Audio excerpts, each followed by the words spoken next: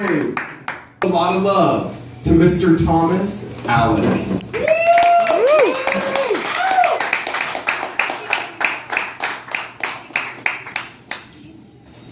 Hey guys. So yeah, it's my second time on stage. I know you're thinking, I know the circus isn't in town because the bearded lady isn't trying to take her stand at stand up. Oh, this is bad.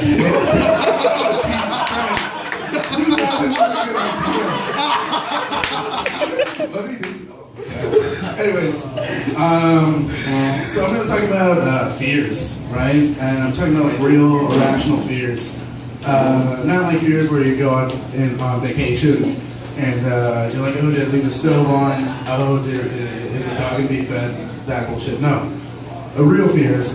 Four of my top fears. I'm gonna list them, I guess, not as bad to worst fears. And this is stuff I carry with myself every day. And I try to plan my days accordingly so that I don't have to face these fears. First one is overeating and getting into a car accident.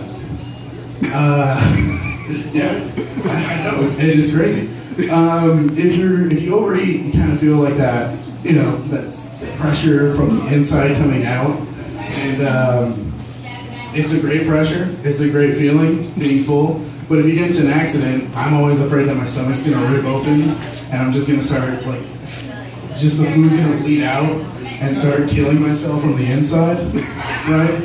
And then I end up dying, and I died because I ate too much. And that's not a good way to die. It's pathetic, really. But I think it's kind of in tune with my life.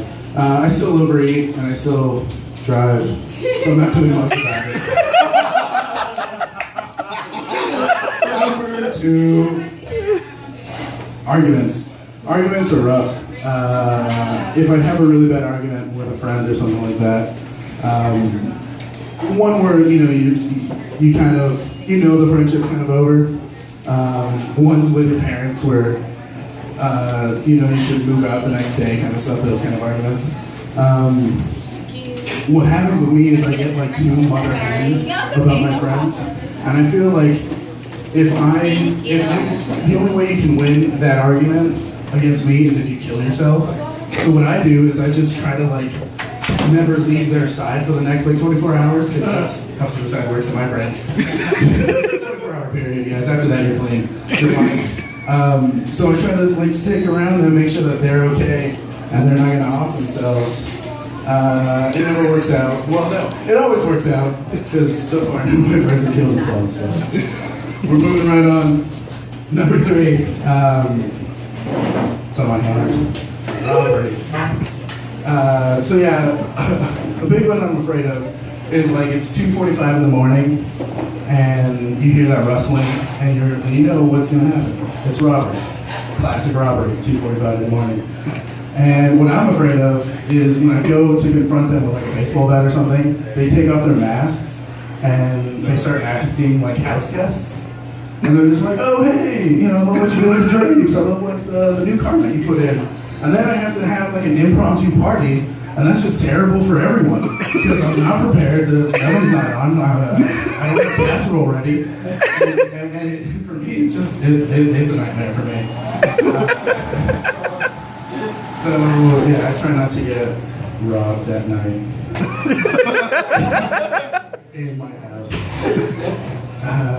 This isn't a fear. I just sweat unnecessarily. And I think that's funny. And I have one. So my last one, and then I'll stop. That's how I also do sex. Do sex means I don't get a lot of it, but yeah, I'm gonna stop after this. Be prepared.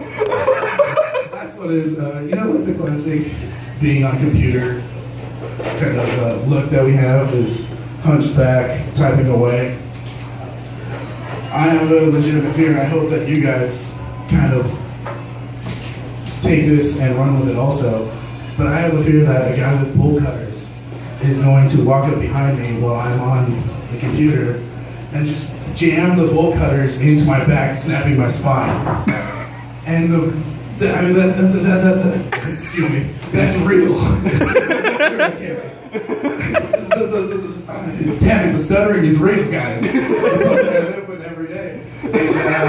And the biggest thing is if I'm hunched over and they like get right here in that spinal area, then like half of my body goes limp and I can't do anything after that. I'm dead. I can't deal with that. So I just every time I jerk off, I just lay on my bed. Solve that problem. Guys, thank you so much. This is a lot of fun.